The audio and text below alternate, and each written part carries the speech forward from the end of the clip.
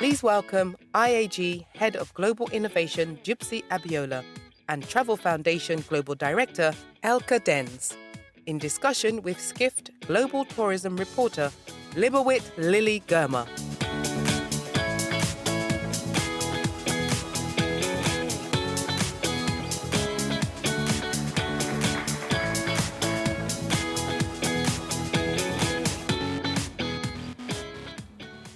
Welcome everyone. Thank you so much for sticking around. I know that it's almost lunchtime, but I promise this is going to be a fun and interesting session on sustainability. Welcome, Dupsy and Elke. Thank you so much for being here. So sustainability has a new level of urgency, as we've been talking about already today. And both of you are in really interesting roles of pushing the discussion, but also action and innovation. Dupsy through aviation and travel tech, and Elke with destinations and tourism marketing offices. Dupsy, I want to start with you. You're head of innovation for IAG. Yes. And you are in charge of pushing climate tech adaptation and working with startups to make that happen. Tell us a little bit about what this fascinating role is about and how IAG has been driving this change to address climate action. So I'm really excited to talk to you today about the sorts of things that we're doing in terms of actions. As you say, sustainability is really important to this industry. It's important to every industry. So how we do it and our approach to sustainability is through Hangar 51, which is IAG's our group's innovation platform. So the things that we do is we act as a conduit, a bit of a lightning rod in the space, and we try and help in a number of different ways. So we seek to learn, we seek to test and scale any opportunities or any technologies that are able to be implemented. And we do that through research, acceleration, so we have an acceleration program and structured programs, test labs, you name it. So a lot of different things are going on. In terms of the types of things that we do, really we're looking to support climate check teams from pipeline to production. So I think sometimes people think about the climate path and journey merely in terms of fleet and all those standard stuff. And obviously we're doing that as a group, but we're really excited that we're really putting these things into action as soon as we humanly possibly can. So that's everything from pushback devices, electronic pushback, replacing diesel tugs. It's utilizing the best fuel management and data analytics programs to optimize how we use energy. And then doing things like contactless travel, which reduces the amount of paper, all kinds of things. We look across the patch. And of course, there's scope 3. So we're working with teams like EcoVadis on supporting our suppliers as well as ourselves. So is this sort of a combination of solutions? There's what's available now, what's in the pipeline, and are you able to tell us sort of a couple of the more exciting startups that you've, because I think you have the programs running right now. Yeah, so as a quick kind of go through, it's not just about what we can implement today across every part of our group, it's also emerging technologies. So in the past, we've worked with teams like Zero Arabia who are doing hydrogen powertrains, supporting them and seeing how we can help them accelerate their journey, a number of the teams that you see here. But this year's program, and we have now, we have one of the longest running accelerator programs in the aviation space. This is our 6th year, which is really exciting. We have 2 dedicated categories for sustainability, both sustainability and future energy. So we're working on insight solutions for our customers. We're working on direct air capture, understanding how that will feed into the future of our industry, insights around how we can use real-time weather information to improve and optimize flights, saving energy, and also looking at how we can retrofit things on the ground. So our ground vehicles, heavy ground vehicles, looking at ways that we can retrofit those and maybe change the fuel mix between hydrogen, instead of pure diesel, a hydrogen diesel mix that can reduce emissions by up to 30 to 40% on our ground vehicles. So we're looking across the patch, seeing what can be implemented and beginning to embed those into our plans. Fascinating. Okay. So Elke, you at the Travel Foundation are also working with destinations, and you've got a pilot program or two going on with Visit Scotland, because destinations are still fairly new to this climate change conversation. And there's a lot of sort of fear when we start talking about emissions. So tell us what your experience has been and how you're working with Visit Scotland and maybe other destinations as well. Yeah, well, first of all, it's great to sit next to the representative of the airline, because I think often you are blamed for these emissions while it's a collective responsibility, right?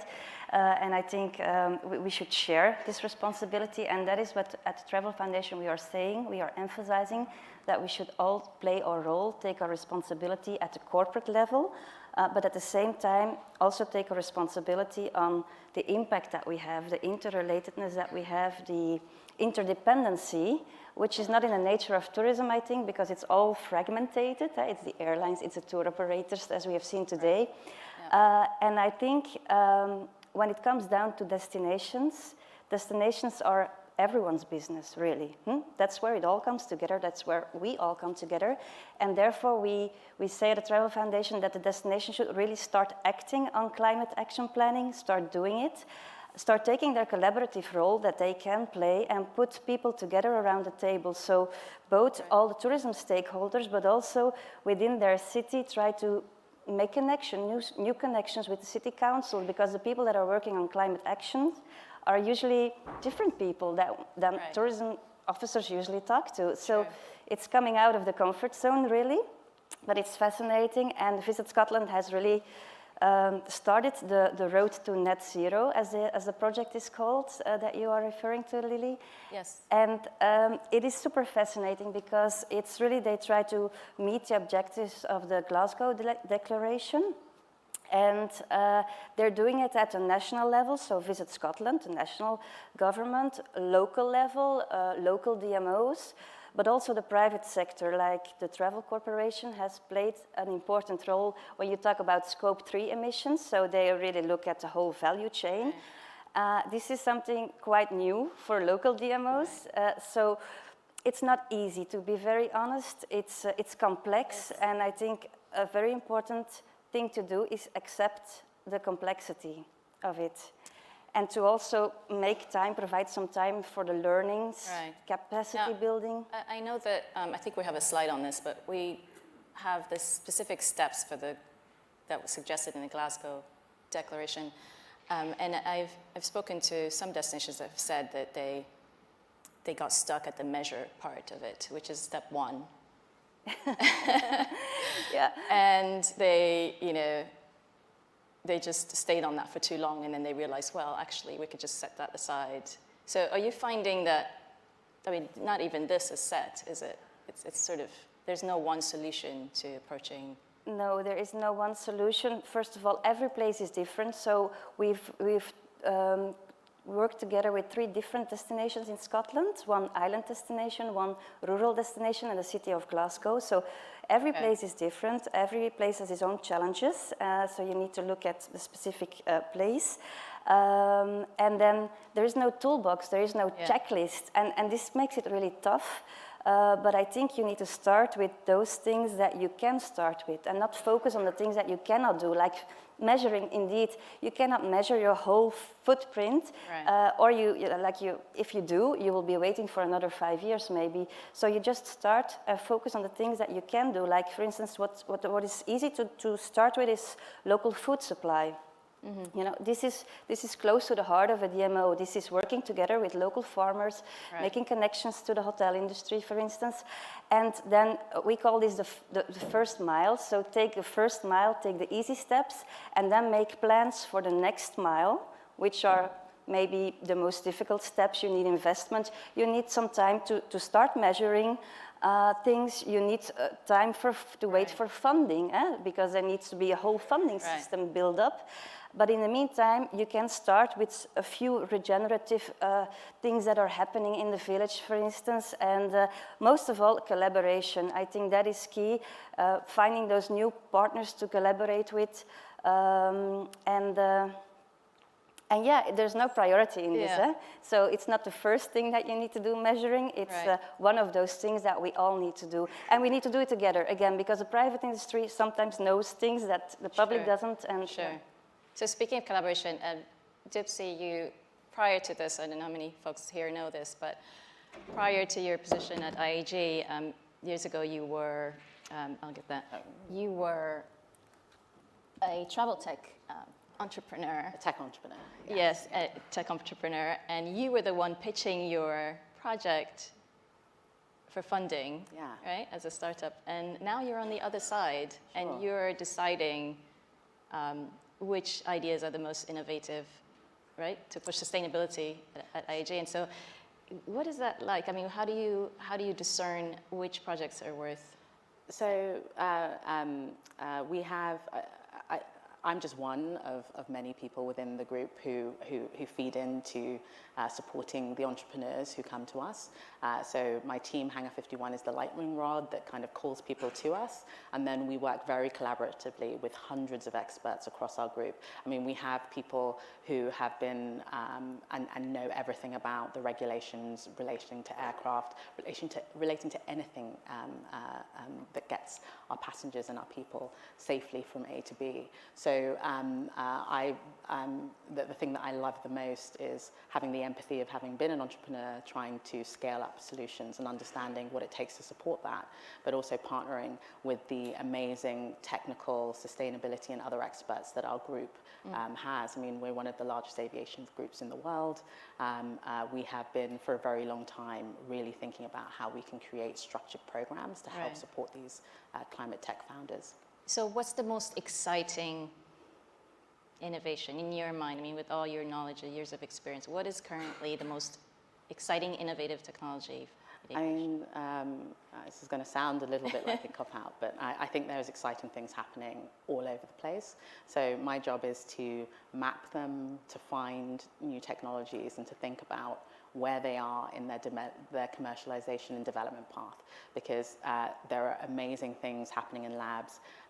I have visited local institutions like Oxford and Cambridge that we have on our doorstep, and the many amazing London universities, but also gone to Tel Aviv, the whole world, the US. There are amazing things that are happening and being developed all over the place, from exciting things to do with hydrogen and making the production of hydrogen cheaper, easier, more accessible. So you're not going to tell me what you think is... No, I mean, I think I want to know every technology that there is, squirrel it down, put it in a map. That's what I think. But that's just me. Let's switch to,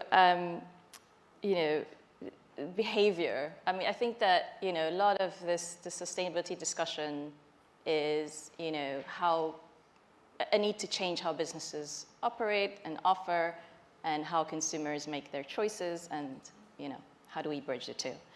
Elke, your background is in tourism marketing. You were a tourism marketer for a long time. And now you're advising them, right, on how to influence consumer behavior while in a destination, and how are you approaching that? Yeah, well, I try to use the best competences and skill of marketers, I think. So I think they're excellent in, or tourism boards have been excellent in influencing the buying behavior of customers, by attracting customers to a destination. So it's influencing perceptions, attitudes, preference for a destination. So I think that we are also capable of influencing climate-friendly behavior. Why not? So, and I think it's interesting what we see now, like educational campaigns. A lot of destinations are having this Care for Colorado, or Visit Peru is doing great stuff. And there's also some pledges in destinations saying that you you cannot waste any plastics on those lovely beaches in Thailand, or the Palau Pledge. So there's many examples of interesting campaigns, but I think the most interesting thing that a marketer can now do is use nudging techniques. Nudging. Nudging, Okay. yeah. So nudging really means like influencing behavior of people, but in a specific desired direction by actually using information in a certain way. So I will give you an example of a hotel. So Yeah. if you are in a hotel and you want people to opt out from a daily cleanup of the room, you can do two things. Let's say you can show them figures, information about what it actually costs to do a cleanup, how much it's harming the environment, how much water is used, like some people are doing. Look at the towels that we often use as an example in hotels. But nudging techniques actually show that if you just offer them a free drink, they will opt out much easier. That always works, yeah. From a cleanup. And so, yeah, it's just actually, we are in a positive industry. We are in an environment where people just like to be encouraged to do something nice and not disencouraged to be doing something that is not good for the environment. So I think nudging techniques can really help. And this example... Right, yes, please tell us about this. This is what I want to get to, which is, the gap between what businesses offer and what consumers say they want, but then the option might not be there, or there might not be an incentive to behave a certain way. And you want to tell us about this example of a campaign? Yes, it's an example of a campaign that won a prize by the European Travel Commission, who's actually stimulating train travel through Europe, where you can use a train as an alternative for a plane. And they've used nudging techniques, and I think it's especially smart when you are directing young people, when you are trying to influence young people, because they might not yet have the money now, but they have the wish to travel more sustainable. And so if they encourage this sustainable behavior by giving them points, giving them benefits, if they do emission savings by traveling through train, they're actually stimulated to do this more in the future. And it starts to get really interesting when this continues in the destination level. So they are now thinking about maybe giving additional points when people are helping with a cleanup in a destination, for instance, or other sustainable practices that in a destination you would not want to encourage. And they use this calculator, like, all these calculators are there. And they use it actually, it's like an incentive program, not really that difficult. But they see that it's working. It's a nudging technique example, and I think young people like it. They like to get something in return for their good behavior. Yeah. So what are the challenges that you're facing, for example, Dupsy, in this space, and then Elke, you can also give your perspective. But sort of how do we make change at a more rapid pace? Is it just the technology? It's clearly not just the tools. Yeah, so technology is just an enabler, and it's many of the technologies that we're looking at are really nascent. So we are trying to see how quickly we can support these technologies in being developed. There's also something in travel which is really wonderful, the collegiate nature of it. So there are many stakeholders, really tight intercoupling with regulators, all sorts of things to have safety at its heart, as well as pushing the boundaries. So there's this balance that needs to be had between identifying the right technologies, ensuring that they're entirely safe, supporting those innovators. But I'm pleased to say that, with IAG and other corporates like ours, looking to open up our doors, really open up our expertise, understand where the early technologies are, and be quick adopters as soon as those technologies have met all of the appropriate milestones. It's helping, but sure. There's a lot to be done. Elke, do you think that all of these challenges that we're facing now and the added uncertainty is going to delay the sustainability effort in tourism? You mean all challenges that we're seeing? Yes. Yes, I do, and it's maybe difficult to say that I do believe that it's going to bring more transformational change, but I think this is all part of a transition that you somehow feel that what has brought us progress until now is starting to somehow make it difficult for us. So there's like a change is coming, but I think, and here's where I get really enthusiastic, I think that tourism and again, all together, we can be a positive driver to this transformational change. And I think if we use climate-friendly travel, and if we use it well, it will only like push us even further towards, I think, a new world. And we can prove again that tourism is a positive force, not only by reducing emissions, but also by restoring the eco-environments and by creating not only jobs, but good jobs, appreciated jobs. And yeah, we can, if we are the front runner again in this new debate, I think we have the future of travel with us. Well, that's a great place to end. So thank you so much to you both, and we look forward to following your work. Thank you. Thank you. Thanks, everybody.